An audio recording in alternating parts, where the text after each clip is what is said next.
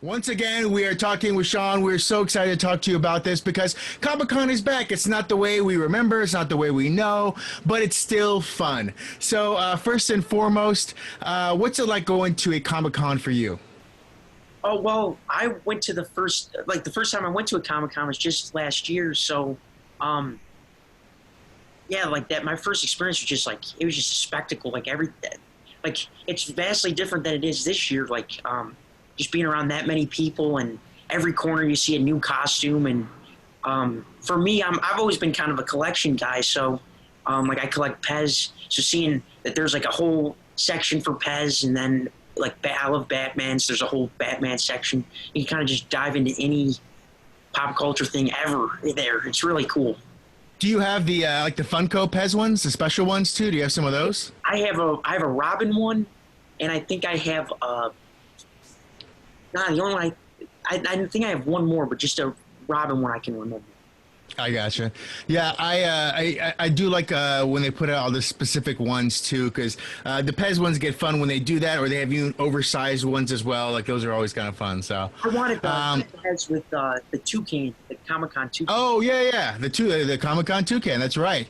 What's it like when you get back together with your group, even if it's only by Zoom? What's it like to see all their faces again in real life? You know, in motion, talking to you. What's that feel like again? Oh, it was awesome. It's great because a lot of over the summer, for the most part, you don't really get to see them much, and so even virtually, just a lot of fun to just hear their voices again. Just do some quick catching up and everything. Yeah, that's just a great group. And some of them grow facial hair during the off season. Like Pops this year has a mustache, and Well, that's awesome. That's always fun too. And you know, that's the thing too. Even though we've watched the show and we've grown with it, there is change that happens. You know, 8 seasons is a lot of change. I mean, when you think about your first season versus how you're going to walk into eighth, like what's the difference in your mind? How do you see that? well, yeah. Well, I think when I first for the audition script, I was written for an 11-year-old. And now this year I'll be going, I think senior year, or at least upperclassmen in high school for the 8th season. So just like the character really has grown, and just with everybody though, because the dynamic has changed. And my two siblings on the show are both at college now.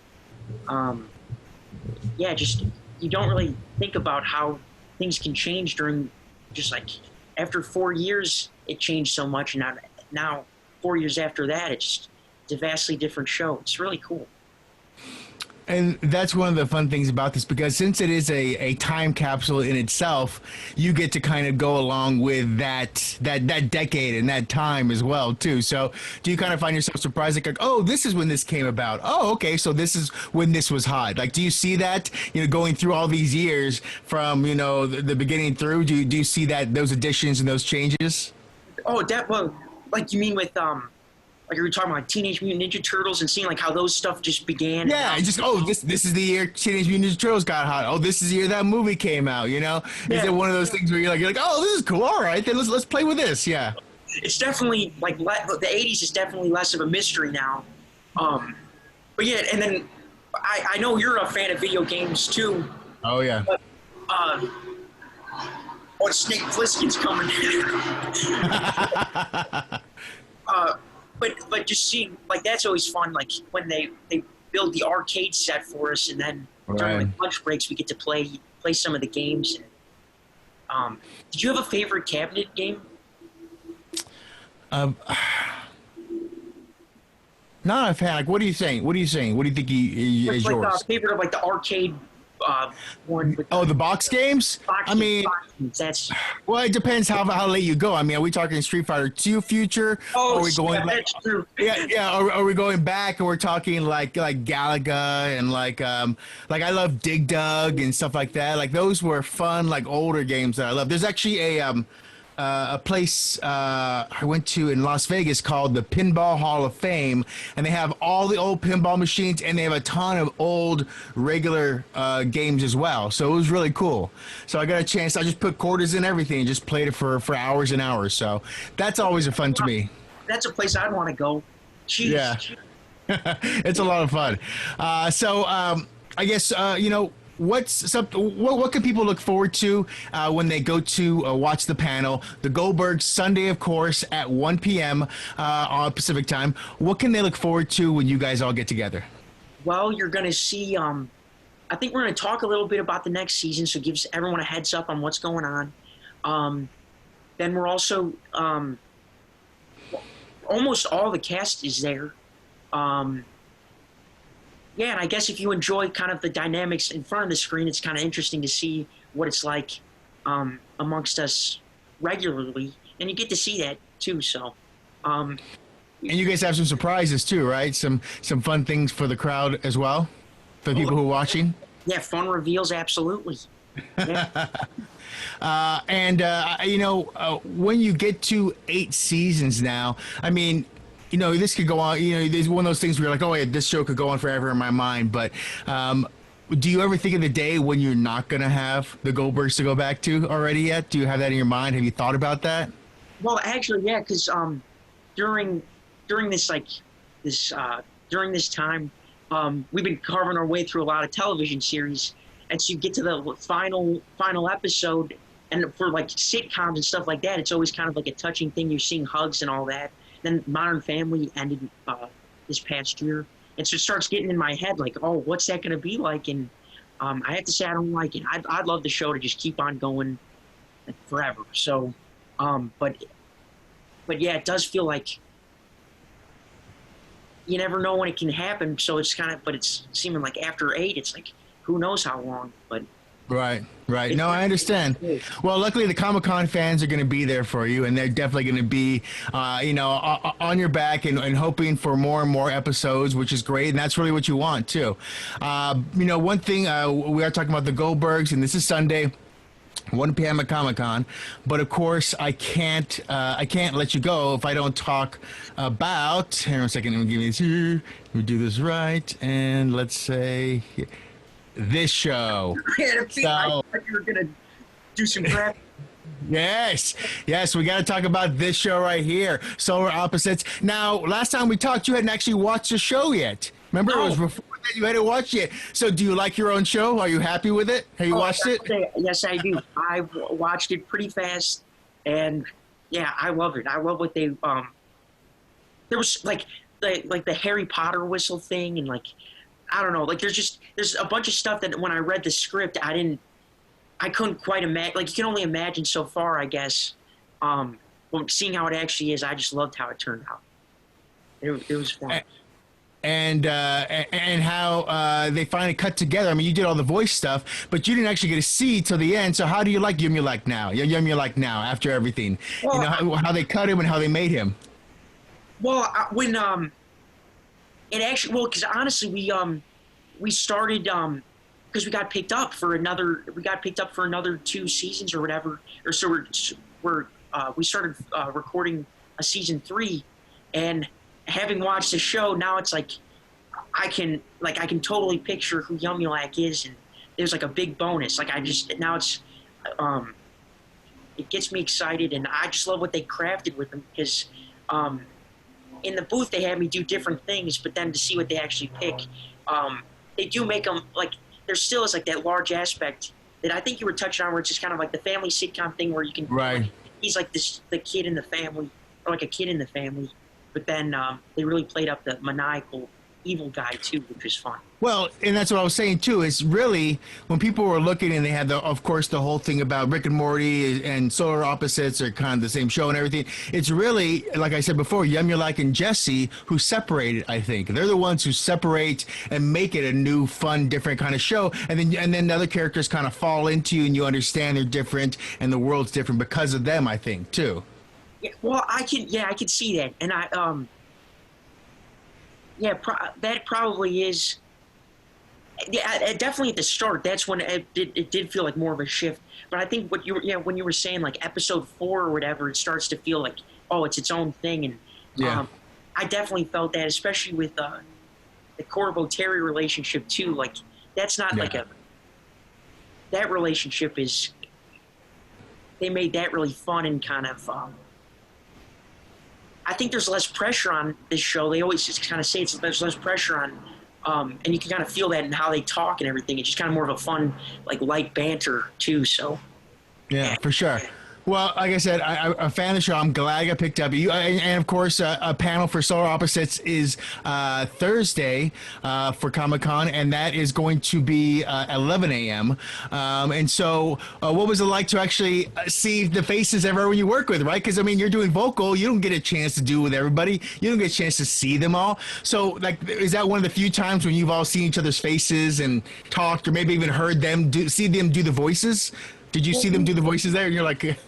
we did like a group record once, and it was for I think it was just kind of like so we could ad lib, and it might have been for promotional reasons or something. Gotcha. So, we did get to do that once, and that's the only time I've ever that was the only time I had worked with directly Justin Roiland and Thomas Middleditch.